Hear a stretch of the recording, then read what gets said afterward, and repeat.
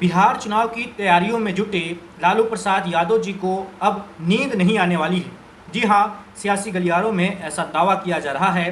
कहा जा रहा है कि बिहार में विपक्षी पार्टियों के बीच में एक ऐसी घटना घटित हुई है जिससे सबसे बड़ी विपक्षी पार्टी आरजेडी उसको बड़ा झटका लगा है। ये घटना कौन सी है और ये किस तरह से लालू परिवार के लिए और आरजेडी के लिए झटका है, चलिए आपको पूरी बात बताते हैं। बता दें कि बिहार में विपक्ष का जो महागठबंधन है, जिसमें सबसे बड़ी पार्टी है आरजेडी, फिर कांग्रेस, फिर वाम दल, इसके अलावा वीआईपी यानी विकासशील इंसान पार्टी मुकेश सहनी की, उसके बाद पशुपत पारस की भी पार्टी शामिल है।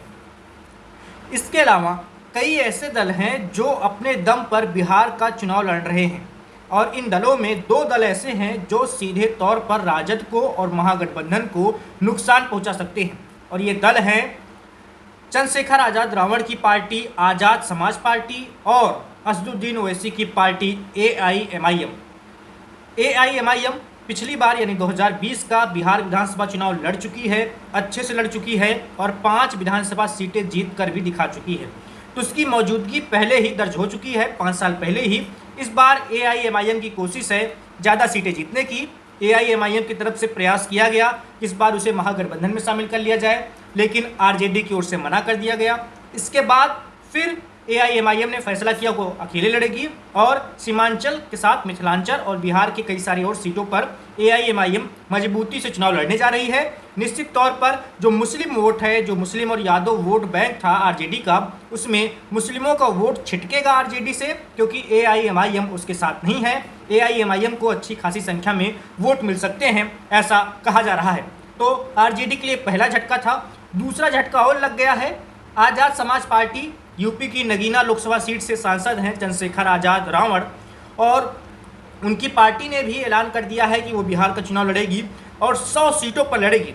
बिहार की 243 सीटों में से 100 सीटों पर आज़ाद समाज पार्टी चुनाव लड़ेगी। बता दें कि चंद्रशेखर आज़ाद रावण को दलितों का नेता कहा जाता है। दलितों के बीच में, खासकर दलित युवाओं के बीच में उनकी काफ़ी अच्छी अपील है, पकड़ है, काफ़ी लोकप्रियता है और अगर वो चुनाव लड़ते हैं तो जो विपक्ष का वोट है उसमें से कुछ और बिखराव होगा, कुछ हिस्सा जा सकता है चंद्रशेखर आज़ाद के साथ। वो दलितों का हिस्सा हो सकता है, दलित युवाओं का हिस्सा हो सकता है।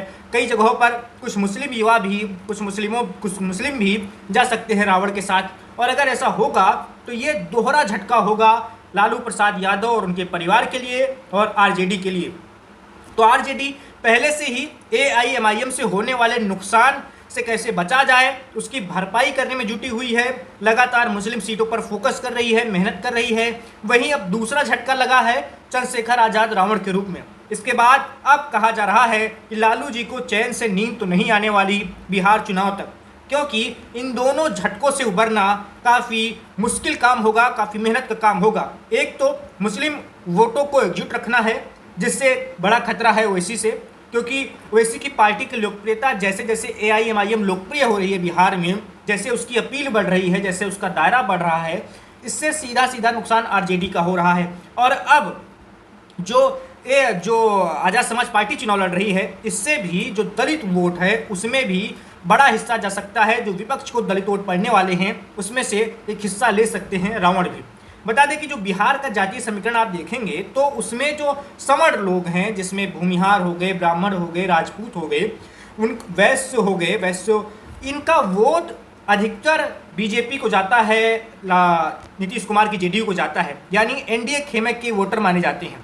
विपक्ष के पास क्या बचता है? विपक्ष के पास बचता है 15-16% से ज़्यादा यादव जो हैं, यादव हो गया, मुस्लिम वोट हो गया और एससी वोट हो गया। एससी वोटों में भी कुछ संख्या ज़्यादा नहीं, मुस्लिम और यादव, जिसमें से काफ़ी हद तक कह सकते हैं कि इसमें से 50-60-70% वोट विपक्ष को मिलता है और एससी वोट में भी एक अच्छा खासा हिस्सा मिलता है। लेकिन उसमें बंटवारा हो रहा है एनडीए के बीच में। अब बंटवारा होगा एनडीए, इंडिया और चंद्रशेखर आज़ाद रावण के बीच में, यानी दलित वोटों के अब 3 खेमे हो जाएंगे।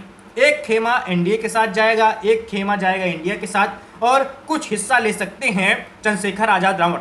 तो रावण किसका हिस्सा लेंगे? एनडीए का हिस्सा तो लेंगे नहीं, वो हिस्सा लेंगे विपक्ष का, ऐसा दावा किया जा रहा है। जो विपक्ष के वोट हैं, जो दलित वोटर सरकार से नाराज हैं, वो वोटर आरजेडी और महागठबंधन को वोट न देकर अगर चंद्रशेखर आज़ाद के साथ चले गए तो ये भी बड़ा झटका होगा आरजेडी के लिए और महागठबंधन के लिए। ठीक यही सारी बातें मुस्लिम वोटों के साथ भी है। अगर मुस्लिम वोट जो पड़ने वाले थे कांग्रेस को, आरजेडी को, वाम दलों को, विपक्षी महागठबंधन को, अगर उसका एक हिस्सा ओवैसी लेकर चले जाएंगे तो ये निश्चित तौर पर घाटा होगा, ये नुकसान होगा आरजेडी का, कांग्रेस का, वाम दल का और विपक्षी महागठबंधन का।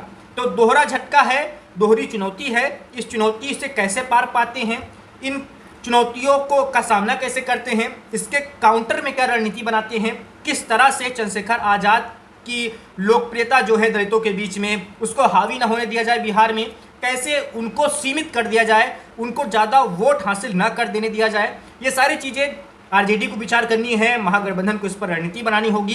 क्योंकि अगर ओवैसी की पार्टी, चंद्रशेखर आज़ाद की पार्टी, इन दोनों लोगों की पार्टी अगर ठीक ठाक वोट हासिल कर लेती है तो निश्चित तौर पर ये बड़ा नुकसान होगा। और अगर मान लीजिए कुछ सीटों पर ही 10-20 हज़ार वोट भी हासिल कर ले गई ये दोनों पार्टियां, तो सीधे तौर पर वहाँ हार जीत का अंतर हो जाएगा। पिछली बार हमने देखा था कैसे 500, 1000, 2000, 5000, 10,000 से बहुत सारी ऐसी सीटें थीं जहाँ जीत हार का अंतर सिर्फ इतना ही था। और अगर यही अंतर ये लोग बन जाएंगे, इस अंतर के जिम्मेदार या कह ले इस अंतर की वजह अगर ओवैसी की पार्टी या चंद्रशेखर आज़ाद की पार्टी बन जाएगी तो निश्चित तौर पर ये आरजेडी के लिए हार का सामना करना पड़ जाएगा उन सीटों पर, और महागठबंधन को हार का सामना करना पड़ जाएगा। तो और दूसरी बात ये भी है कि इन दलों की मेहनत भी है, ओवैसी खूब मेहनत कर रहे हैं, एआईएमआईएम जमीनी स्तर पर खूब मेहनत कर रही है, चंद्रशेखर आज़ाद की पार्टी भी काफ़ी मेहनत कर रही है। बहुत सारे नेता जो यूपी के हैं चंद्रशेखर आज़ाद की पार्टी के, वो पहुंचे हुए हैं बिहार में, जमीनी स्तर पर काम कर रहे हैं, लोगों को अपने साथ जोड़ रहे हैं, खासकर दलितों के बीच में जा रहे हैं। तो इन लोगों की मेहनत भी है और इन लोगों ने कोशिश भी की थी कि हमें किसी तरह महागठबंधन में शामिल कर लिया जाए, लेकिन शामिल नहीं किया गया। तो कोशिश हुई थी, कोशिश का नतीजा नहीं निकला, आरजेडी का अड़ियल रवैया रहा, या कह लें आरजेडी ने कहा कि नहीं हम जो हैं वही पर्याप्त हैं, हम अपने जो जितना गठबंधन हमारा है उतना गठबंधन काफ़ी है एनडीए को हराने के लिए, हमें इनकी ज़रूरत नहीं है। तो यही सारे लोग जिनकी ज़रूरत आरजेडी को महसूस नहीं हुई थी, वो लोग अगर मजबूती से लड़ते हैं और अच्छा वोट हासिल कर लेते हैं तो आरजेडी को फिर बाद में नुकसान हो जाएगा। ये सारी बातें भी बिहार में चल रही है, अभी सिर्फ घोषणाएं हो रही हैं, ऐलान हो रहा है कि हम इतनी सीटों पर लड़ेंगे, हम इतनी सीटों पर लड़ेंगे, हम ये सीटें चाहते हैं, वो सीटें चाहते हैं। तमाम गठबंधनों के बीच में अलग अलग खींचातान चल रही है सीटों को लेकर, और सिर्फ बातें हो रही हैं। चुनाव में ज़्यादा वक्त नहीं बचा है, 3 से 4 महीने का वक्त है, बहुत जल्दी ही सब कुछ फाइनल हो जाएगा, कौन कहाँ से लड़ेगा, कितनी सीटों पर लड़ेगा, एनडीए में कैसा सीट बंटवारा होगा, महागठबंधन में कैसा सीट बंटवारा होगा, सब कुछ तय हो जाएगा। उसके बाद छवि जो है, उसके बाद जो स्थिति है वो ज़्यादा स्पष्ट हो पाएगी, वो ज़्यादा अच्छे से पता चल पाएगा कि कौन कहाँ कितनी मजबूती से लड़ रहा है और किसको कितनी सीटें मिल सकती हैं।